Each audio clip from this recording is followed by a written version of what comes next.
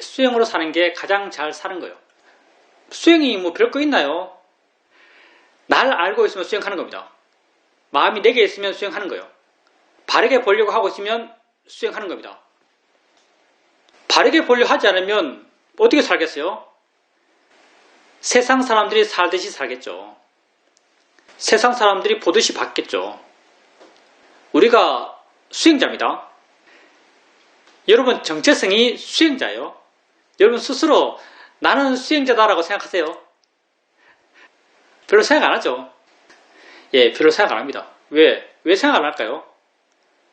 우리 수행이 삶과 떨어져 있는 수행이 아니기 때문에, 삶과 괴리되지 않았기 때문에, 여러분이 수행을 익숙하게 하면 익숙하게 할수록 여러분의 수행 상태는 여러분의 삶의 상태와 다르잖아요. 수행하는 마음이 점점 좋아지면 좋아질수록 여러분이 아는 세상은 수행하지 않았을 때 아는 세상과 똑같아요. 수행하지 않았을 때 알아지는 세상의 형태와 수행하면서 여러분에게 알아지는 세상의 형태가 다르다면 그건 사실 뭔가 문제가 있는 거죠.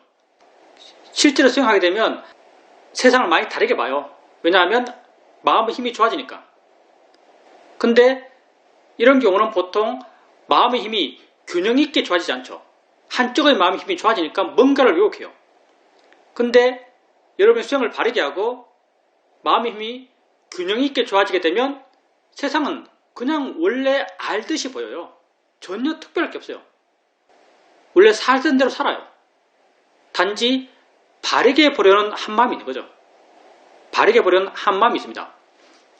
그러니 여러분이 그렇게 자기를 알고 있고 자기를 바르게 보려 하고 있다면 여러분은 수행자죠. 수행하는 수행자입니다. 수행을 하는 데 있어서는요, 정말 수행을 잘하는 게 중요하다고 습니다. 수행을 잘하는 게 정말 중요하잖아요. 수행을 바르게 하는 게 정말 중요합니다. 이것 하나뿐이에요.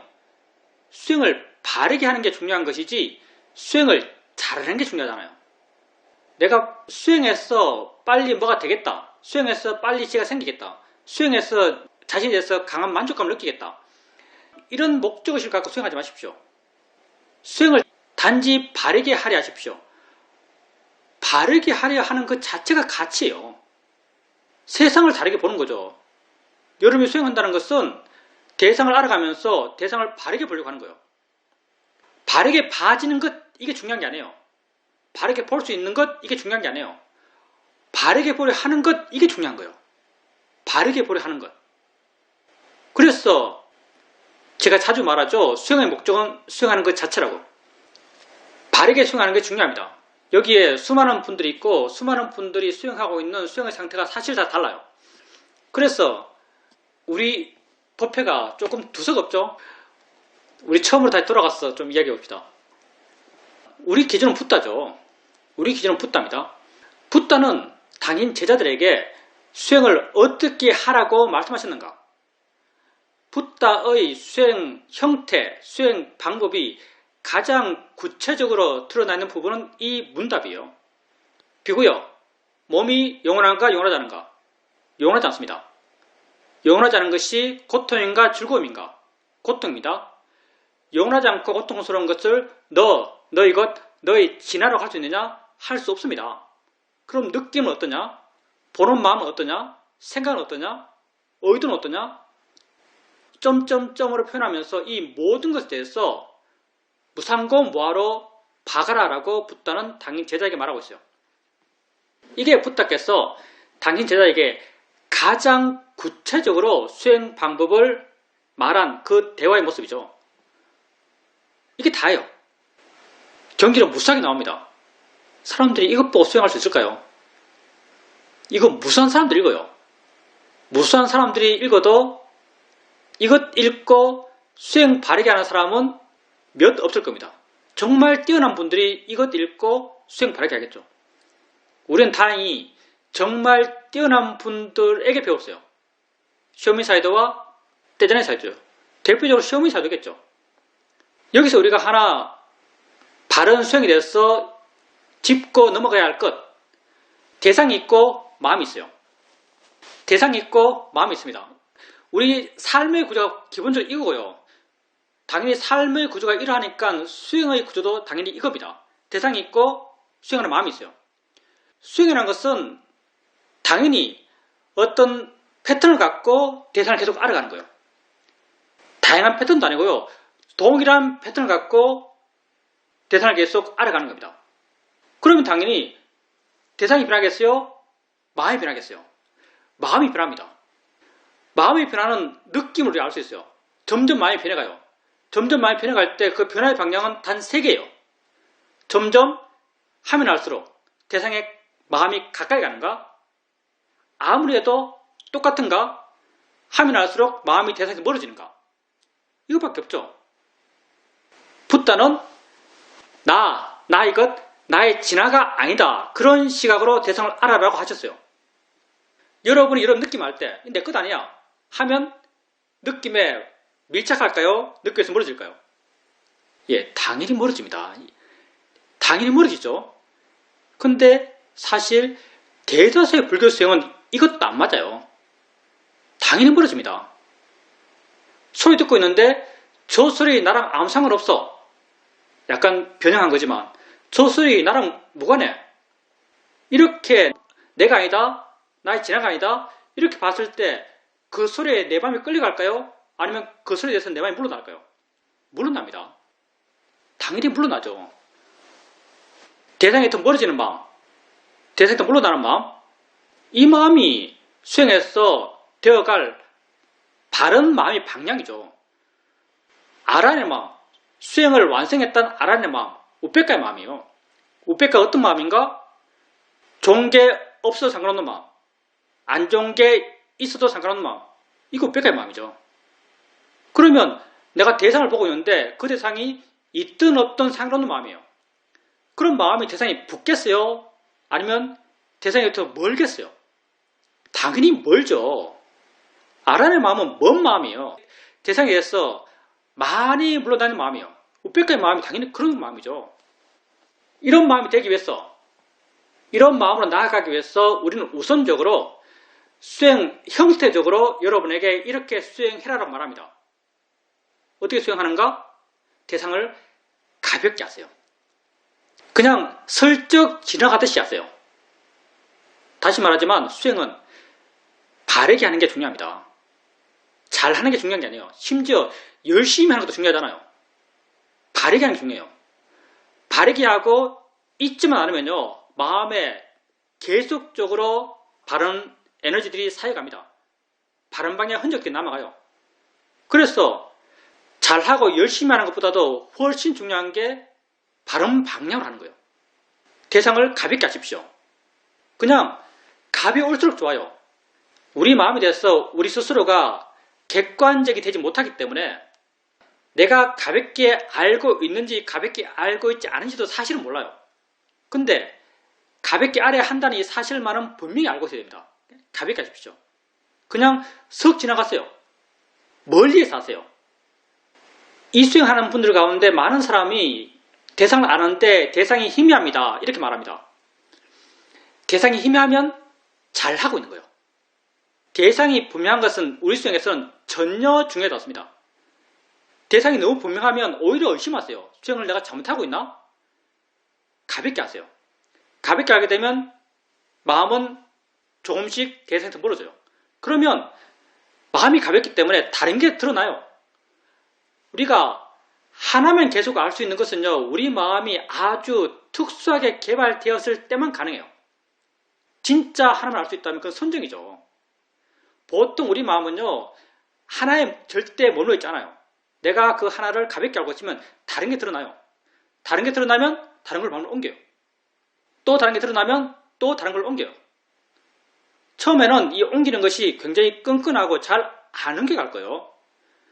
잘 안 옮겨간다면, 잘 못 옮긴다면, 어떤 끈끈함이 느끼신다면 여러분은 스스로 판단할 수 있습니다. 내 마음의 질이 정말 안 좋구나. 내 마음의 힘이 정말 약하구나 라고 알 수 있어요. 그리고 옮겨가고 또 다른 게 나타나면 옮겨가고 다른 게 나타나면 옮겨갔어요. 조금씩 옮겨가는 게 쉬워집니다. 조금씩 다른 것이 나타나는 것이 쉬워져요. 다른 것이 더 쉽게 나타난다는 것은 다른 마음이 더 쉽게 나타난다는 거예요. 대상은 언제나 있었어요. 소리들은 언제나 있었어요. 느낌들도 언제나 있어요. 단지 마음의 질이 안 좋았어. 마음의 활발함이 약해서 그것들을 아는 마음, 그것들에 반응하는 마음이 잘 일어나지 않았을 뿐이에요. 근데 이렇게 가볍게 알고 대상을 바꿔가면서 조금씩 더 가볍게 알 수 있고 더 마음이 좋아지고 더 쉽게 대상을 옮길 수 있고 또 다른 대상이 더 쉽게 나타납니다. 더 쉽게 옮길 수 있고 더 쉽게 다른 대상이 나타난다는 것은 그만큼 수행하는 마음이 좋아졌다는 말이에요. 우백가의 방향으로 마음이 변했다는 말이에요. 바른 방향으로 마음이 변했다는 겁니다. 이렇게 가볍게 알아가고 쉽게 대상을 바꿔가면서 알아가십시오. 이렇게 계속해 나갔어요. 그럼 점점 더 가볍게 알고 점점 더 쉽게 대상을 옮깁니다. 사실은 쉽게 대상을 옮길 수 있다는 것은 그 전 대상을 이미 가볍게 알았기 때문에 가능해요. 더 쉽게 옮길 수 있다면 더 가볍게 알았어요. 더 가볍게, 더 쉽게, 더 가볍게, 더 쉽게. 더 가볍게는 마음의 고요함이고요. 더 쉽게는 마음의 활발함이에요.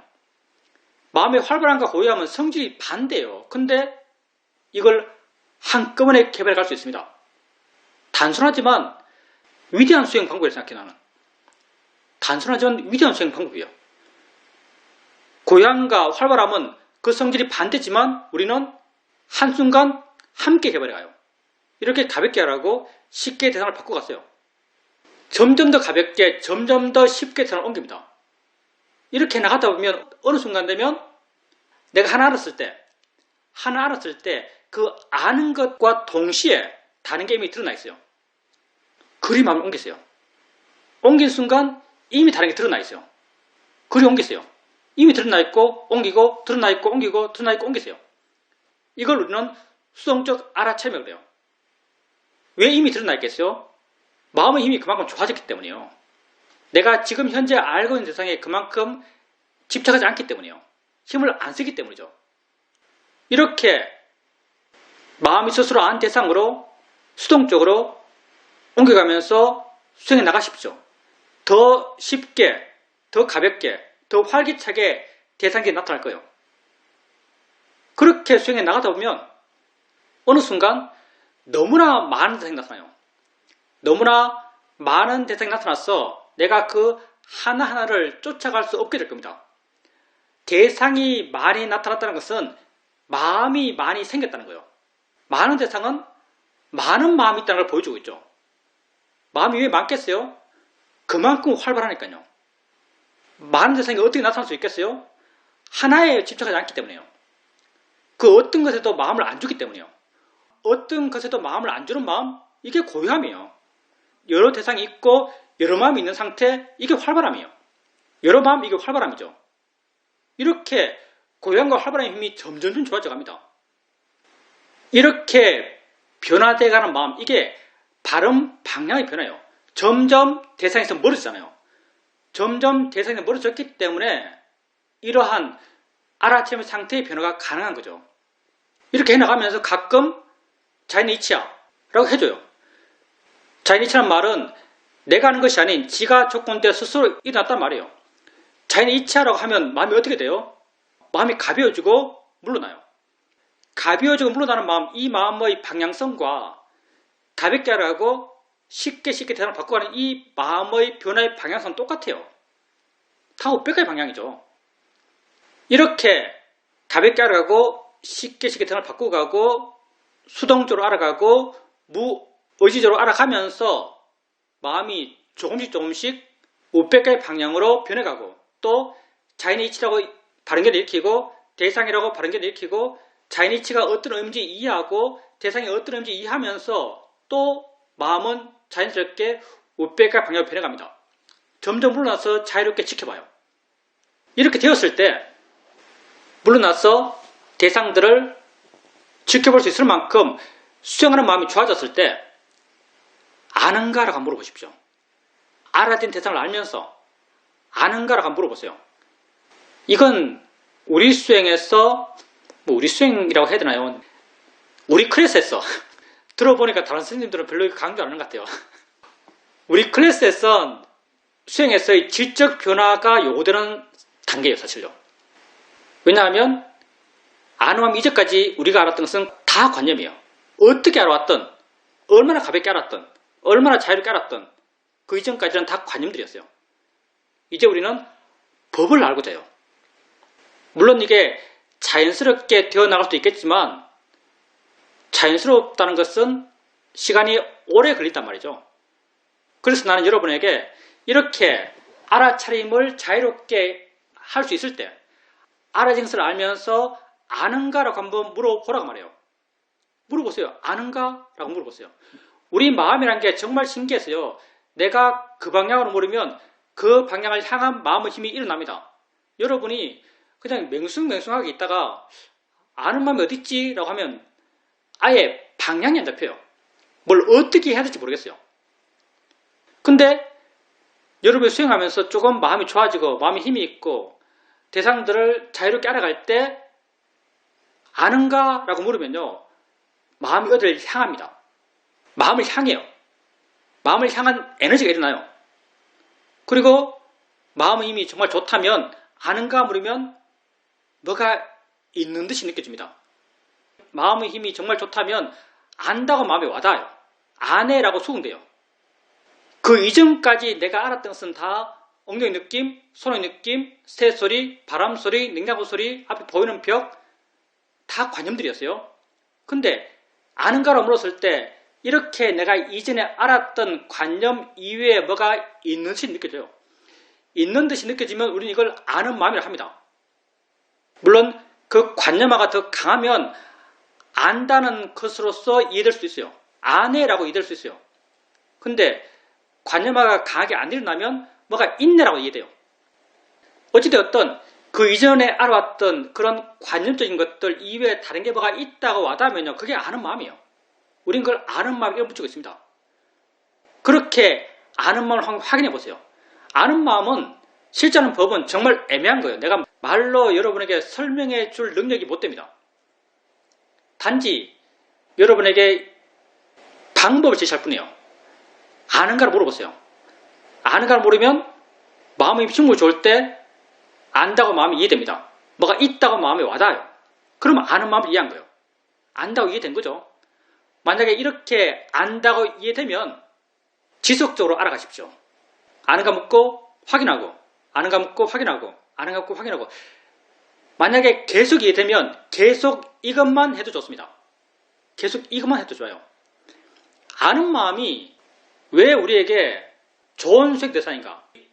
우리 입장에서는 왜 아는 마음이 우리에게 최고의 수행 대상인가 하면은 이게 관념이 붙기가 너무 힘든 대상이라 그래요.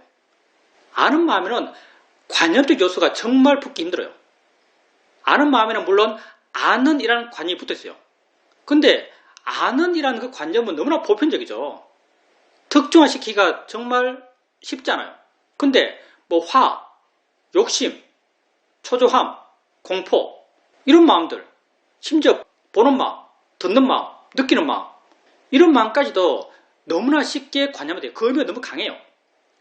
근데 아는 마음은 관념이 정말 붙기 힘들어요. 그리고 보는 마음은 보는 마음 눈에서 나지, 느끼는 마음 몸에서 나지, 듣는 마음 귀에서 나지. 그러면 아는 마음은 어디서 나요? 아는 마음은 위치도 특정하기가 애매하게 짝이 없어요. 정말 관념이 붙기가 가장 힘든 대상인 것 같아요. 아는 마음. 그래서 색깔이 가장 옅어요. 그래서 아는 마음을 이해한다면 그건 법으로서 이해할 수밖에 없어요. 그렇기 때문에 우리는 아는 마음을 다른 어떤 대상보다 더 수행적으로 수승하다고 생각해요. 그래서 여러분에게 아는 마음을 주된 수행 대상으로서 제시합니다. 안다고 이해해보세요. 안다고 이해했을 때 사실 중요한 건요. 아는 마음을 이해하는 게 중요한 게 아니에요. 아는 마음을 이해한 마음이 되는 게 중요해요. 아는 마음을 이해한 마음이에요. 당연히 지혜 있는 마음이죠. 여러분이 계속 이렇게 안다고 이해하고 안덕이 가요. 아는 마음을 이해한 마음이 됐어요. 그럼 여러분이 지속적으로 아는 마음만 알아가는가? 아니죠. 다른 게 나타나요. 이렇게 아는 마음을 이해한 지혜 있는 마음으로 어떨 때는 보는 걸 확인하고요. 어떨 땐 생각을 확인하고요. 어떨 땐 느낌을 확인합니다. 당연히 이런 좋은 마음 상태에서 생각을 알아차림하면 생각에 대한 이해가 생기고요. 좋은 마음 상태에서 봄을 알아차림하면 봄에 대한 이해가 생기고요. 좋은 마음 상태에서 느낌을 알아차림하면요. 느낌에 대한 이해가 생깁니다. 이렇게 내 이해 영역을 넓혀가는 거죠. 그 다음부터는 지혜가 알아서 해요. 그냥 여러분은 지속적으로 해갈 뿐입니다. 한 법만 이해하면 돼요. 한 법에 대한 이해가 깊어지면 마음법에 대한 이해가 저절로 드러납니다. 왜? 법의식이 다 같거든요. 아는 마음에서 아는 이라는 관념이 사라지면 뭐가 남겠죠? 아는 마음에서 아는 이라는 건 관념이에요. 안다는 관념이잖아요. 어른적 표현이죠. 근데 아는 마음에서 아는 이라는 게 사라져도 뭐가 존재할 거예요. 그러면 보는 마음에서 보는 이라는 게 사라지면 뭐가 존재하겠죠? 듣는 마음에서 듣는 이라는 게 사라지면 뭐가 존재할 거예요. 느끼는 마음에서 느낀다가 사라지면 뭐가 존재할 거예요. 뭐가 존재하는 것, 이건 뭐가 다르겠어요? 관념을 빼면 다 똑같아요. 하나의 법을 이해하면 모든 법을 이해합니다. 마찬가지죠. 안다 해서 반대가 있는 게 알아진다죠. 알아지는 성질, 알아지는 대상, 알아지는 애서 알아지는이 빠져도 뭐가 있어요. 보여지는 애서 보여지는 이 빠져도 뭐가 있어요. 들려지는 애서 들려지는 이 빠져도 뭐가 있어요. 그럼 뭐가 다를까요? 알아지는, 보여지는, 들려지는, 느껴지는 뭐가 다르죠? 관념을 빼면 다를 게 없어요. 그렇게 여러분이 한 법에 대한 이해가 깊어지면 마음법에 대한 이해가 저절로 생깁니다. 왜? 법의 이치가 다 같거든요. 그래서 여러분의 수행의 방향이라는 것이 기본적인 알아침을 통해서 마음이 점점 가벼워지고 마음이 좀 물러나고 마음이 좀 자유로워지고 자유로워진 마음 상태에서 나타나는 변화라면 점점 더 많은 대상을 개입 없이 알아가요. 점점 더 많은 대상을 개입 없이 알아가는 이 방향으로 바른 마음들이 변해간다면 아는가로 물어보세요. 알아진 대상을 보면서 그게 하나든 여러 가지든 알아진 대상을 보면서 아는가로 물어보십시오. 이해 안 되면 다시 돌아가요. 처음부터. 대상들을 자유롭게 알아가는 걸로 해나가는 거죠. 또 수행이 좀 잘 된다 싶으면 아는가로 물어보세요. 어느 순간 합착이 맞을 겁니다. 어느 순간 합착이 돼요. 그러면서 마음에 와닿아요. 와닿으면 계속 물어가요. 계속 물어가면 감이 생겨요. 감이 생기면 나중에는 묻지 않아도 이해합니다. 계속 알아가요. 계속 알아가게 되면 내 의지가 약해져요. 내 의지가 약해지면 아는 마음을 아는 걸로 이해하려는 노력이 약해져요. 아는 마음을 아는 걸로 이해하려는 이 관념적 틀로 이해하려는 처음에는 이렇게 이해하거든요.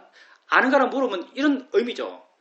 아는가라는 물으면요. 아는이란 틀로 아는 마음을 이해하려고 한 거예요. 내 노력을 한 거죠. 근데 점점 이런 관념적 노력, 이 틀이 약해지면서 아는 마음을 아는이라는 그 관념의 틀로 이해를 하잖아요. 그러면 아는 마음은 아는 마음이 아니에요. 실제하는 법은 이름이 없어요. 실제하는 법은 내용이 없어요. 금강경에서 이렇게 말하고 있죠. 아는 마음은 아는 마음이 아니다. 그 이름이 아는 마음이다. 법은 법이 아니다. 그 이름이 법이죠. 뭐 도를 도라 하면 이미 도가 아니다. 다 같은 이치예요. 장자지 노단지 하셨죠. 도를 도라 하면 이미 도가 아니다. 우리가 하고 있는 거예요. 여러분이 논리적이고 사유적으로 도를 도라 하면 도가 아니다. 이걸 이해하는 게 아니고요. 여러분이 체험적으로 직관적으로 도를 도라 하면 도가 아니다를 통찰해요. 그게 아는 마음은 아는 마음이 아니죠. 그냥 존재하는 거예요. 그렇게 실제는 법에 대해 가까워지고 관념이 없으면 마음은 더 자유로워요. 이렇게 한 법에 대한 이해가 깊어지고 한 법에 대한 이해가 깊어지면 당연히 마음법에 대한 이해가 깊어집니다. 마음법의 총합, 그게 나의 존재죠. 수많은 알뭐 일어나무의 총합, 이게 나의 존재예요. 이렇게 내가 나를 이해해요. 그렇게 일어나는 가운데 하나가 화고, 욕심이고, 공포고, 초조고, 불안해요. 여기에 대해서 나는 끊임없이 물러났고, 끊임없이 가벼워졌고, 끊임없이 상관없어졌어요. 끊임없이 그 일어나는 것이 내게 가치가 줄어들어 왔어요. 왜? 처음부터 그렇게 해왔으니까. 처음부터 가볍게 알 때부터 나는 이 방향으로 마음을 키웠어요. 화로부터 고통받을까요? 정말 이런 방향으로 마음이 좋다면. 공포로부터 고통받을까요? 불안으로부터 고통받을까요? 불안의 의미 있을까요? 의미가 없으면 불안이 생기지도 않아요. 공포로부터 영향받지 않으면 공포가 생기지도 않습니다. 왜? 번뇌의 영양소는 나의 가치 부여니까. 우리가 가치 있다 생각했기 때문에, 가치 있다고 믿어줬기 때문에 그것이 생겼어요. 이렇게 물러나고 가볍고 자유로워진 이 마음들, 이런 마음 상태에서 그 모든 것은 무의미해져요. 그렇게 우리의 괴로움의 문제가 우리 마음의 힘만큼, 지혜의 힘만큼 옅어져 가는 거죠. 여러분 모두가 가고 있는 길입니다. 당부하겠는데 잘하는 것, 심지어 열심히 하는 것 안 중요합니다. 바르게 하는 것, 이것보다 더 중요한 수행에서 없어요. 바르게 하는 것이 가장 중요해요. 바르게만 하면은 설령 게으르게 수행하더라도 나아갑니다. 바르게만 하면. 근데 바르게 하지 못한다면 사실은 하는 게 의미가 없어요. 바르게 하지 못한다는 것은 자기를 강화시키는 수행일 겁니다. 세상에 자기를 강화시키는 수행은 숱에 빠졌어요. 흔해 빠졌습니다. 자기를 강화시키는 수행. 자기를 줄여가는 수행은 정말 외길이에요. 자기를 줄여가는 수행. 수행을 바르게 하십시오. 이것 이상 수행에서 중요한 건 없어요. 질문입니다. 지금까지 지속적으로 우울감과 무기력감이 있었습니다. 이런 것에 대해서 스님께서 관심을 갖고 한번 봐봐라 라고 말씀하셨지만 그게 썩 마음에 와닿지는 않았습니다.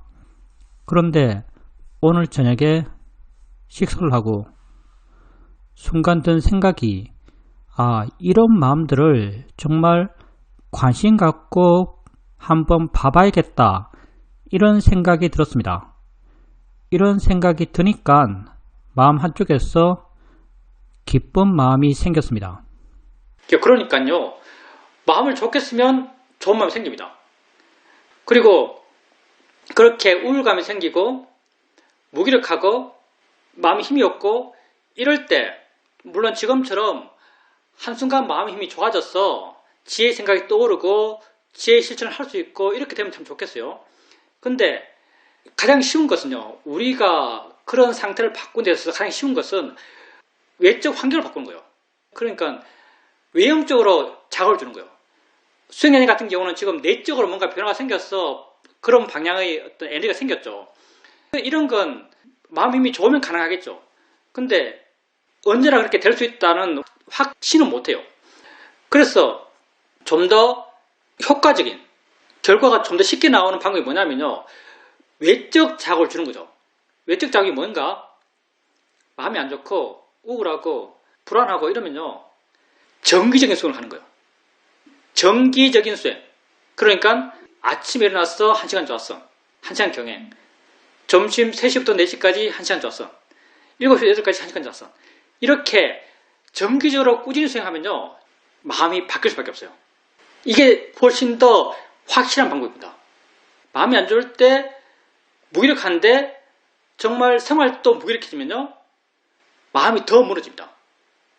수행님께서 내 삶의 괴로움, 내 마음의 괴로움을 내가 내 노력으로 해결할 수 있는 것은 수행을 통해서다라고 분명히 아신다면, 마음이 그렇게 안 좋을 때, 괴롭잖아요. 그 괴로움이에요, 그게. 마음이 그렇게 안 좋을 때 규칙적인 수행을 하세요. 규칙적인 수행이 수행자의 마음을 바꿔놓을 겁니다. 그리고 이번처럼 내면적으로 마음이 변해서 바른 에너지가 생길 수도 있어요. 지금같이 밥을 먹고 나서 그때 마음이 좋았는 모양이에요. 이런 마음 상태를 내가 관심있게 봐보자. 관심있게 봐보자라는 생각을 할 수 있어요. 이전에도 했을 겁니다. 근데 관심 있게 봐보자 했을 때 그 말에 동의하는 마음이 있어요. 동의하는 마음의 느낌이 있는 거죠. 동의하는 마음의 느낌이 건 지예요. 지가 있어서 그게 가능한 거죠. 그리고 수행자님께서 그렇게 있는 마음의 상태, 마음의 느낌들을 바르게 보려 했겠죠. 자연이치야, 대상이야, 마음일 뿐이야, 내가 아니야, 마음이 하는 거야, 지가 하네, 이렇게 보려 했을 거예요. 그렇게 하고 있는 것이 바른 노력이라고 수행자님 스스로 아세요. 이렇게 자기가 바르게 노력하고 있다, 그렇게 알게 되면 마음에서 기쁨이 생깁니다. 지혜를 통한 기쁨이죠. 그게 수행자님 스스로가 자기의 문제를 스스로 해결해 가는 거죠. 질문입니다. 스님이 말씀하신 것처럼 요즘은 그렇게 살고 있습니다. 아침에 일찍 일어나고 좌선 1시간 하고 집 근처에 적당 곳에 가서 경영하고 그렇게 꾸준히 수행하면서 살고 있었습니다. 그러다 보니까 저녁에 관심 있게 보면 되지라는 그 말에 대해서 동의하는 마음이 생겼던 것 같습니다. 아주 좋은 현상이죠. 어쩌면 당연한 현상이에요. 마음이 좋아졌으니까요. 마음의 힘이 좋아졌으니까. 그렇게 규칙적으로 수행하셨기 때문에 수행자님에게 와닿기로는 뭐 마음이 좋아졌는지 안 좋아졌는지 모를 수도 있어요. 아마 모를 거예요. 근데 수행자님께서 아시든지 모르시든지 마음은 좋아지고 있어요. 내가 수행하면 마음은 좋아집니다. 바르게 수행한다면. 그렇게 마음이 좋아졌기 때문에 정시간에 그런 마음이 생기는 거죠. 그런 마음은 수행자님이 일으킨 게 아니에요. 마음이 조건 되니까 지가 한 거죠. 이거 한번 관심 있게 봐보자. 관심 있게 본다는 게 어떤 의미인지 마음에 와닿았어.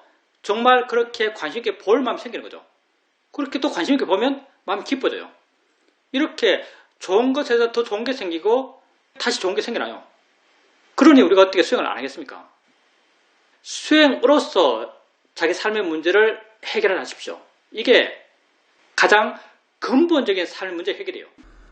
질문입니다.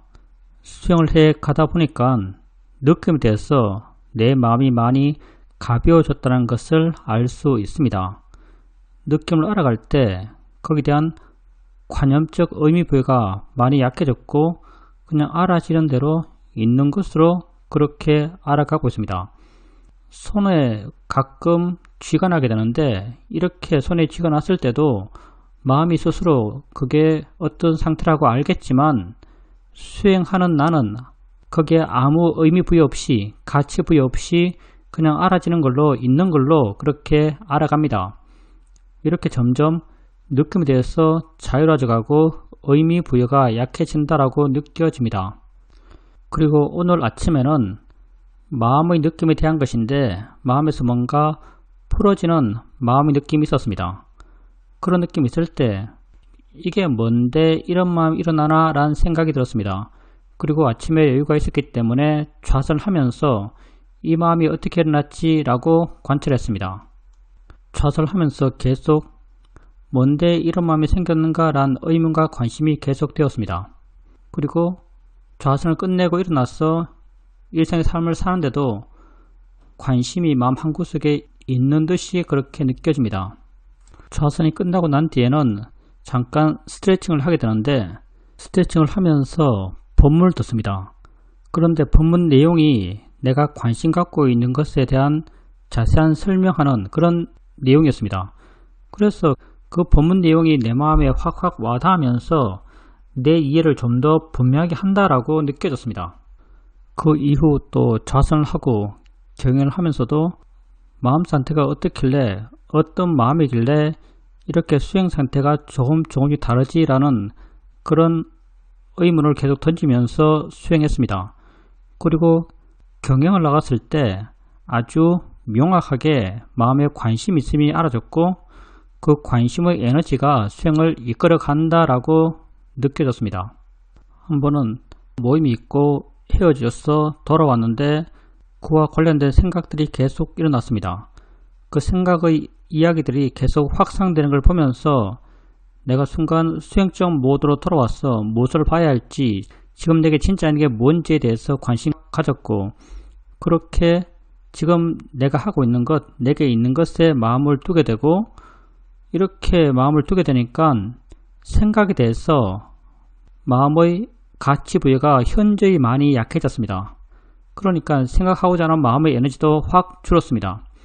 옛날 같았으면 그 생각을 계속 의미 키워가면서 했을 텐데 전혀 그런 에너지가 생기지 않았습니다. 이렇게 변화하는 마음은 느낌에 대해서 내가 가치 부여가 줄어갔던 그런 상태의 변화와 똑같은 그런 느낌이었습니다. 그렇게 알아가다 보니까 그런 것들이 다 그냥 알아지는 것이고 그냥 그렇게 있는 것이고 약간 사유적이지만 그것들이 그러하다면 아는 마음이 좀 더 순일하게 있을 수 있겠다라는 생각도 들었습니다. 어제는 서현 스님과의 영상 법회가 있었는데 법회 중에 인터뷰를 하면서 인터뷰 내용을 들으면서 마음에 아무런 부담감이 느끼지 않고 아주 편안한 마음으로 인터뷰 복을 하고 있는 나를 보게 되고 스님께서 말씀하시는 것을 들어도 아주 여유있고 편안한 마음으로 스님의 말을 듣고 있다는 것을 알 수 있었습니다. 인터뷰 때 마음에 긴장감이 전혀 없다는 것은 아주 좋은 일이죠. 그럼 아마 인터뷰 내용에 대해서 스님에게 잘 보여야지 남들이 이 말 듣고 내 수행 잘한다 생각하겠지 이런 마음이 전혀 없단 말이죠. 저는 사유도랑 인터뷰할 때 항상 긴장했습니다. 저는 미얀마에서 사유도랑 인터뷰할 때 항상 긴장했어요. 다 자랑하려고 인터뷰했기 때문에 수행자의 마음이 그만큼 좋았기 때문에 그렇게 마음에 긴장감이 없었을 겁니다. 수행님께서 경행할 때 관심이라고 했잖아요. 경행할 때 수행님께서 관심이 수행자님에게 아주 분명히 느껴졌어요.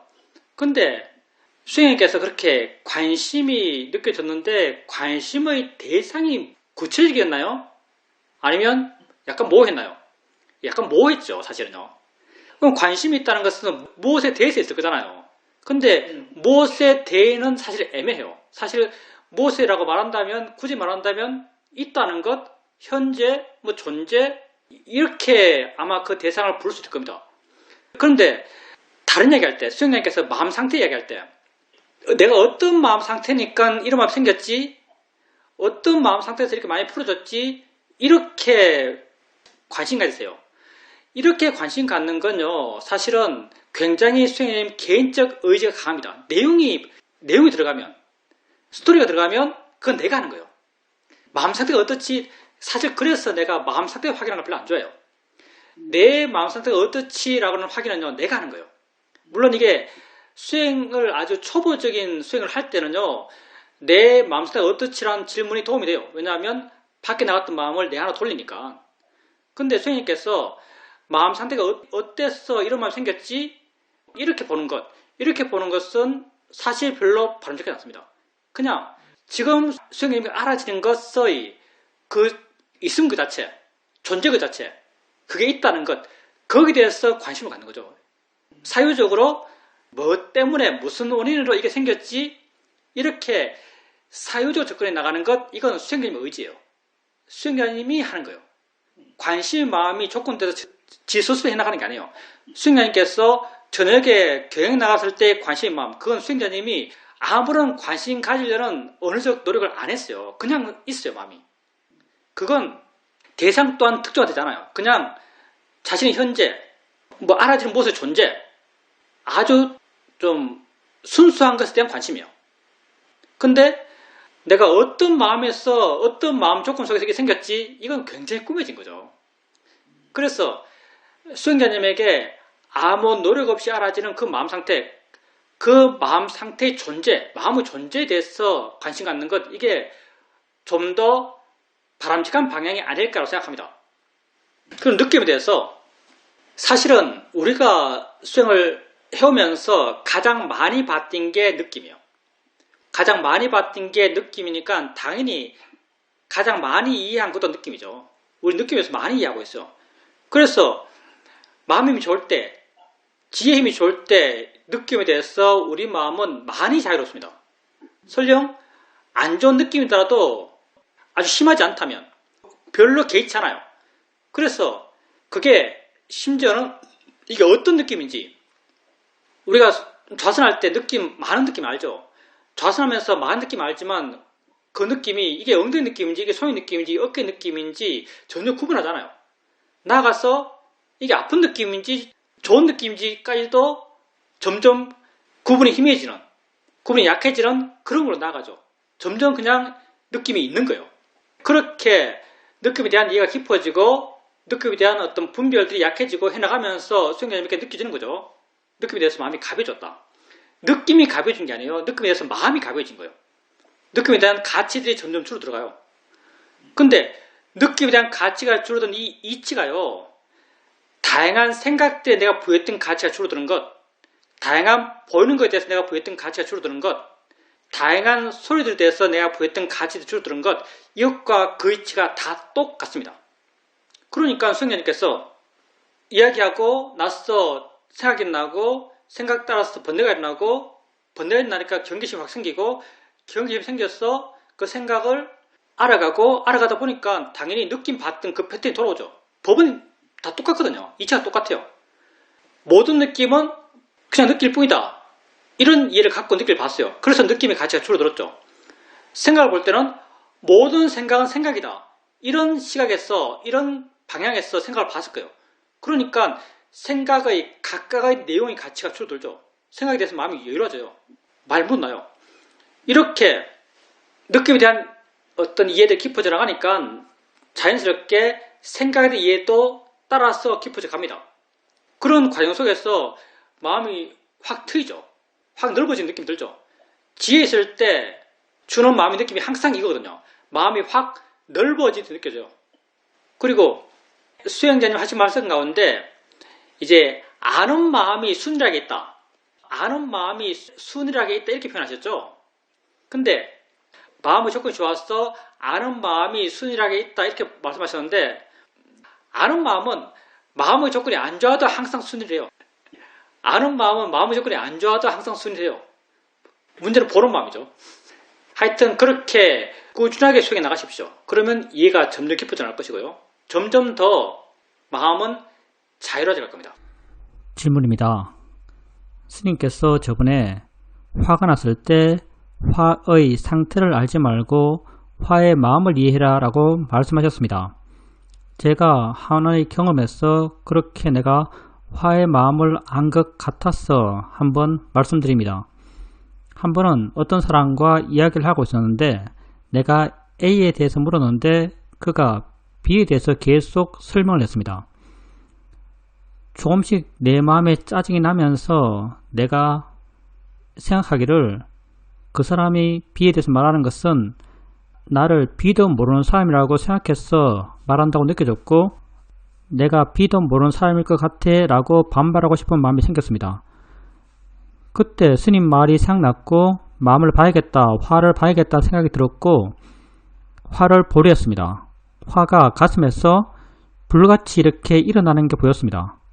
일어났다가 보니까 좀 약해졌다가 다시 일어나고 다시 일어나고 이렇게 화의 마음이 힘으로써 느껴졌습니다. 그래서 그 자리를 피했습니다. 계속 있으면 아주 불쾌한 대화를 할 것 같아서 그 자리를 피했습니다. 이렇게 화를 보면서 1시간 좀 지나니까 그것 아무것도 아닌 상황인데 왜 그렇게 화가 났지라는 생각도 들었습니다. 어찌 되었든 그렇게 화의 마음을 보게 되니까 화의 마음은 그냥 에너지고 그 안에는 내용이 없다라고 알아듣습니다. 이게 바르게 본 것이 맞는가요? 수행자님께서 그때 화났을 때 가슴에서 에너지가 느껴져요. 그게 분명히 알아졌죠. 분명히 알아졌어요. 사실은 분명히 알아진 것은 다 관념입니다.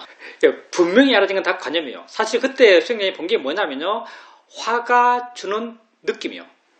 화가 있으면 화가 몸의 느낌을 일으킵니다. 마음의 느낌도 일으키지만 화가 몸의 느낌을 일으켜요. 화가 아주 강하게 나면 가슴에 뭉친 듯한 느낌이 있어요. 뭉친 듯한 느낌이 계속 변하고 있죠. 아마 수행자님이 본 것은 화가 일으킨 그런 뭉친 느낌, 약간 타는 느낌, 열감 이런 것이 아닐까 생각해요. 그 열감의 변화 이런 것이 아닐까 생각합니다. 이건 느낌을 본 거죠. 당연히 느끼면은 내용이 없어요. 그리고 느낌을 알게 되면 화가 줄어들어요. 왜? 화의 내용에 신경 쓰는 마음이 좀 약해지거든요. 다른 것에 신경 쓰니까 화의 마음에 신경 쓰는 마음이 좀 약해져요. 근데 느낌을 봐서 그 느낌에 대해서 신기한 마음부터 안 생겨요. 이 느낌이 뭐지? 신기할 게 없어요. 왜? 분명히 알아지니까. 지금 있는 거니까. 손바닥을 비비면 손바닥 느낌이 생겨나요. 손바닥 느낌에 대해서 그렇게 신기한 마음이 안 생겨요. 관념을 보기 때문이에요. 사실요. 관념을 보기 때문에. 관념은 별로 신기할 게 없어요. 그러면 마음은 뭔가? 마음은 그걸 잊게 한 에너지 같은 거예요.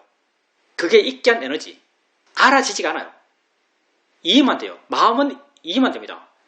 그렇게 하고 있다고 이해할 수 있어요. 우리가 아는 마음이 어디 확인 안 돼요. 아는 마음이 어디 있지 않아요. 아는 성질만 있어요. 아는 작용만 있어요. 아는 작용은 이해만 할 수 있어요. 아는 마음을 어디 있는 걸로 분명히 안다면 그건 아는 한 게 아니에요. 관념을 한 거죠. 화의 마음을 어디 있는 걸로 분명히 알았다면 이건요. 관념을 한 것이지 화의 마음을 이해한 게 아니에요. 화의 마음은 하고 있는 거예요. 진행이에요. 과정이에요. 근데 형태가 없어요. 모양도 없어요. 알아지는 것도 아니에요. 단지 이해만 돼요. 그렇게 화의 마음이 화내네, 화가 화내네 하면서 화내는, 화의 작용을 하는, 화의 진행이 있는 그 진행을 이해하는 거예요. 이렇게 이해하게 되면 그게 신기합니다.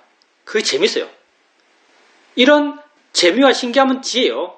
이런 지혜를 통해서 화난 상황이 돼서 내 마음이 확 물러나요.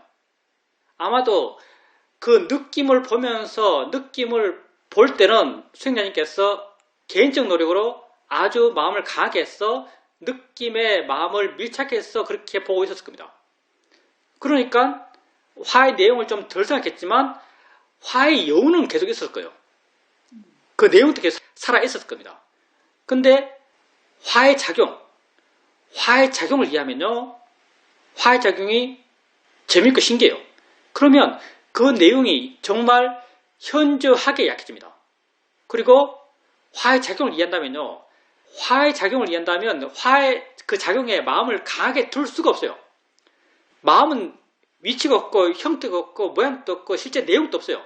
그래서 강하게 보려서 강하게 볼 수 있는 게 아니에요. 근데 수행자님이 봤던 것을 한번 보세요. 수행자님은 나는 그 느낌을 모르겠습니다. 수행자님은 그 느낌을 아주 의도적으로 강하게 보려고 했고 강하게 보려고 했을 때 강하게 볼 수 있었을 거예요. 강하게 볼 수 있다면 다 관념입니다. 실제로는 법은요. 강하게 볼 수가 없어요. 왜? 강하게 볼 거리가 없거든요. 오직 관념만이 강하게 보는 거예요. 그래서 다음에 또 그렇게 만나면요. 마음은 작용이지 라는 걸 한번 떠올려보세요. 마음은 작용이에요. 형태가 없어요. 위치가 없어요. 그냥 하는 거예요. 하는 걸 이해하는 거예요. 화의 마음이 화내는 걸 이해하는 거예요. 그렇게 본다면 화의 마음을 작용으로 이해했다고 말할 수 있습니다. 질문입니다. 10시에 약속이 있어서 나가야 되는데 빨래가 이렇게 수북히 쌓여 있었습니다.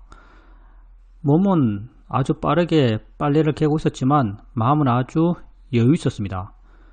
수행을 해오면서 마음이 점점 변해가면서 몸은 바쁘더라도 마음은 바쁘지 않는 그런 상태가 점점 일반적이 되어가는 것 같습니다. 스님께서 오늘 빠라마트에서 말씀하셨지만 전에도 그런 법문을 하셨습니다. 전에 하신 그 법문이 마음에 크게 와닿아서 그 법문을 여러 번 들었습니다. 그리고 조금씩 그것이 내 수행에 스며들어가는 것 같습니다. 경영을 하면서 수행을 하면서도 자연스럽게 마음의 관심이 그쪽으로 향해 나갑니다.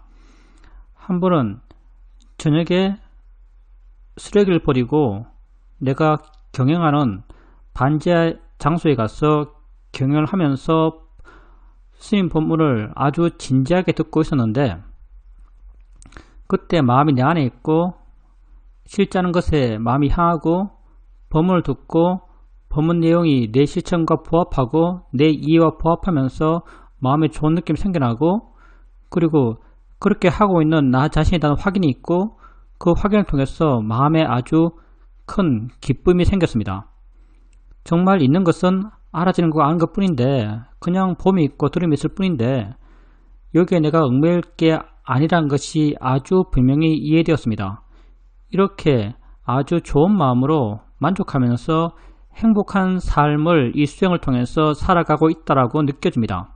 수행자님께서 수행을 꾸준하게 해오셨고 마음이 점점 좋아지고 있고 또 수행을 그렇게 한다는 것, 법문을 듣는다든지 바른결을 익힌다든지 자기를 알고 있다든지 그런 것의 의미를 마음 스스로가 동의하기 때문에 마음이 스스로가 수긍하기 때문에 수행자님께서 그렇게 하고 있는 자기를 보면서 마음이 기뻐져요. 가치 있게 산다고 스스로 인정하는 거죠. 내가 나를 인정하는 거예요. 이게 자등명이죠. 내게 의지하는 것. 내가 나를 인정하는 거예요. 수행자님께서 바르게 수행하고 있고 수행의 의미를 알고 있고 그 의미를 알고 있으니까 그렇게 하고 있는 자기를 보면 기뻐지는 거죠.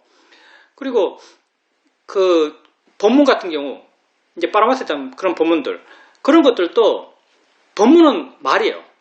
법문은 그냥 말이거든요. 여러분이 아무런 이의가 없다면 법문은 그냥 공허해요. 마음에 전혀 와닿지 않습니다. 이론적으로 논리적으로 이해할 수 있을지도 모르겠어요. 근데 수행을 한 여러분은 알죠. 내가 논리적으로 이해한 것과 내가 통찰한 것의 차이를 알아요. 여러분이 통찰하지 못했던 것, 깊이 수행에서 직접적으로 알지 못한 것을 접했을 때, 그때 사유적으로 이해해서 생긴 느낌과 여러분이 정말 깊이 이해해서 느끼는 그 통찰의 느낌이 전혀 다르다는 걸 알 겁니다. 수행자님께서 그렇게 수행해 나가면서 어느 쪽으로 수행자님의 이해를 스스로 표현했든 표현하지 않았든 알든 모르든 수행자님 마음에 지혜는 사이 갑니다. 수행자님 마음에 이렇게 지혜들이 사이 가다 보니까 그런 사이 갔던 지혜의 내용을 우리 같은 법사들이죠. 우리 같은 법사들이 말로 표현해요. 말로 표현했는데 그 말의 표현이 수행자님에게 이해되어 있는 그 내용을 언어로 표현한 거예요. 그럴 때 수행자님 마음에 어떤 충격이 오죠. 난 이걸 신선한 이해 느낌 이렇게 표현하는데 마음 충격이 와요. 그래서 그 충격이 수행자님의 이해를 좀 더 분명히 합니다. 이런 경험을 수행 과정에서 반복적으로 해나가죠. 근데 이런 이해의 근본은 수행자님이 스스로 수행을 해나가면서 알게 모르게 수행자님 마음에 쌓여왔던 그런 지혜의 흔적들이에요.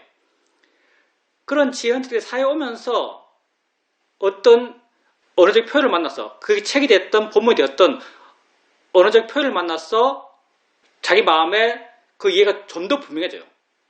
좀 더 확실해지고 자기 스스로도 그때부터는 자기 이해를 그렇게 자기가 들었던 내지는 읽었던 언어 수칙으로 표현하죠. 왜냐하면 그 표현이 자기가 와닿으니까. 그런 게 수행 과정에서 끊임없이 생겨납니다. 중요한 건 수행자님 스스로 그렇게 해 나가는 거예요. 다 자기가 하는 거예요. 나만이 진실로 나 자신을 바르게 바꿀 수 있어요. 수행자님께서 그런 수행의 과정에서 끊임없이 자기가 그렇게 변해왔던 거죠. 여러분이 수행하면서 법문을 듣거나 법문 책을 읽거나 하면서 뭔가 그 언어적 표현에서 마음에 뭔가 와닿았다면 그건 그 이전에 이미 여러분 마음에 그 흔적들이 있었기 때문이에요. 그 지혜들이 쌓여왔기 때문에 이해하는 겁니다. 진짜 이해는 여러분 스스로 하는 거예요. 그냥 말들, 언어적 표현들 이런 것들은 그냥 없어도 상관없고 있으면 좋은 거죠. 사실 없어도 상관없어요. 빠지가 붙다들은 이런 거 전혀 없이 수행했던 뿐이겠죠. 벽지불들은 아마 이런 이야기 전혀 못 들으면서 수행만 했을 거예요. 그러니 수행자님이 지속적으로 수행해 나가시고 그런 이해들이 마음에 계속 쌓여가시고 또 법문 듣고 책을 읽고 하면서 그런 이해들이 또 확인되고 또 쌓여가고 확인되고 쌓여가고 확인되고 하면서 좀 더 좀 자기 이해 돼서 자기 길이 돼서 분명해지고 확인이 생기고 더 깊어질 겁니다. 계속 그렇게 나아가는 거죠. 여러분 진정 수행은 바르게 하는 것이 중요합니다. 정말 바르게 하는 게 중요한 거지 많이 하고 잘하는 게 중요한 게 절대로 아닙니다.